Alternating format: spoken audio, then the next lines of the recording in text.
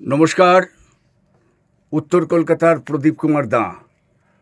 আজকের তারিখটা হচ্ছে 12 নভেম্বর 2024, মঙ্গলবার।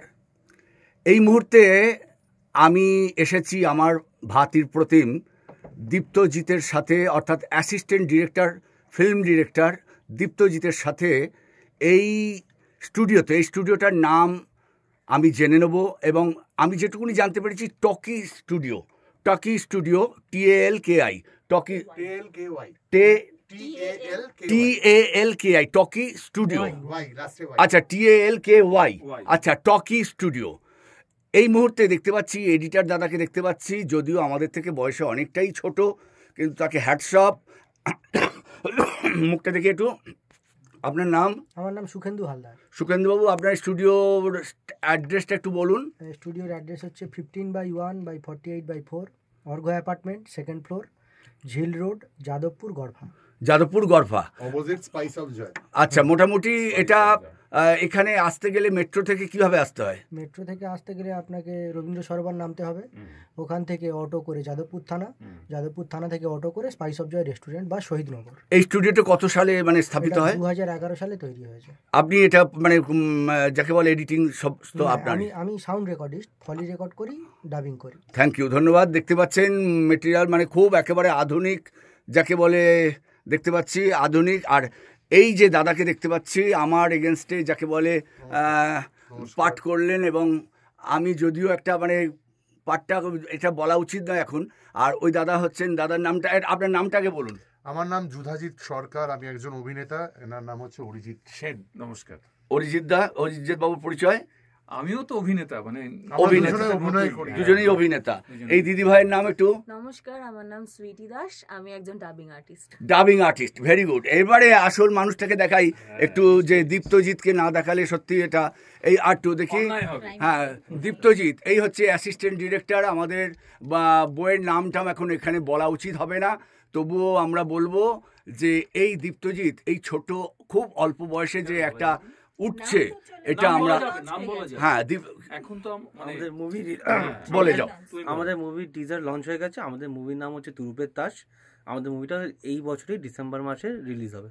এটা মোটামুটি মুভি, এই তো ফুল ফিচার ফিল্ম। আচ্ছা আচ্ছা, তাহলে আমরা দেখতে পাচ্ছি।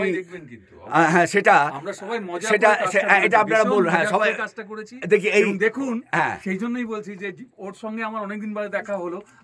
আপনি তখন কাজ করছিলেন, ডাবিং করছিলেন, সেই সময় আমি কথা বলে ফেলেছি, আমিও কথা বলে দুজনেই গল্প করছিলাম। আমি তাকে বাধ্য হয়ে বললাম যে আসলে অনেকদিন বাদে দেখা হয়েছে, তো সেই জন্য কথা না বলে পারছি না।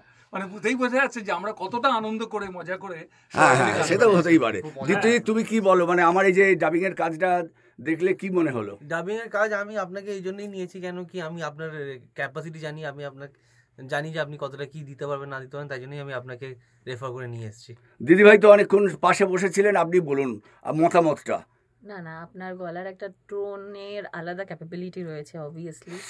তো আপনাকে প্রথমবার দেখলাম কাজ করতে, ভালোই লাগলো। আর এই দাদাকে না জিজ্ঞেস করলে তো ইনি তো প্রত্যেকটা লোকের কানে, যাকে বলে ওনার কানে যাকে বলে ঢুকে আছে যা সব শব্দ, তার কিরকম লাগলো সেটা বলুন। আপনার সাথে কাজ করে খুব ভালো লেগেছে। অনেক সময় এরকম হয় কি, অনেক বড় বড় আর্টিস্ট যাদের টেক নিতে গেলে একবার ছেড়ে আরও 4বার টেক নিতে হয়, সেটা কাজের ক্ষেত্রে। আপনার ক্ষেত্রে ব্যাপারটা ঠিক আছে, হয়েছে অনেক ভালো, খুব সুন্দর। আপনার সাথে কাজ করেও খুব ভালো লেগেছে। আপনার গলার টোনাল কোয়ালিটি, ভয়েস, পুরো ব্যাপারটা খুব ভালো গেছে। যে ক্যারেক্টারের জন্য আপনাকে রাখা হয়েছিল, সেই ক্যারেক্টারের সাথে আপনার ব্যাপারটা পুরোটা।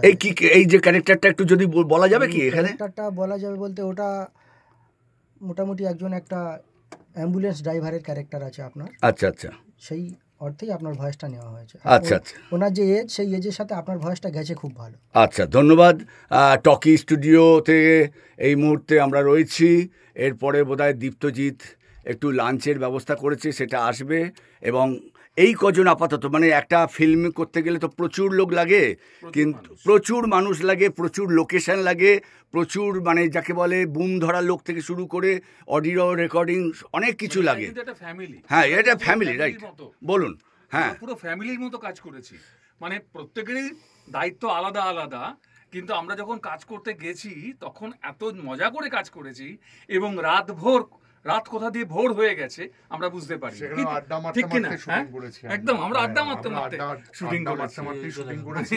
এমন হয়েছে আমাদের কল টাইম হয়েছে হয়তো আগের দিন বিকালবেলা, আমরা শটে গিয়ে যেতে পেরেছি সমস্ত সামনে শুনলে, আমরা শটে যেতে পেরেছি হয়তো পরদিন সকালবেলা, কিন্তু তাও আমাদের কারো কোনো বিরক্তি ছিল না, কারণ আমরা এতটাই এনজয় করেছি, এনার্জিটা আমরা কিন্তু দিতে পেরেছি। তাহলে আজকের মতো বিদায় নিয়ে আবার হবে তো দেখা, এই দেখাই তো শেষ দেখা নয় গো বলে টকি স্টুডিও থেকে যদিও এখন যাচ্ছি না, লাঞ্চ আসছে।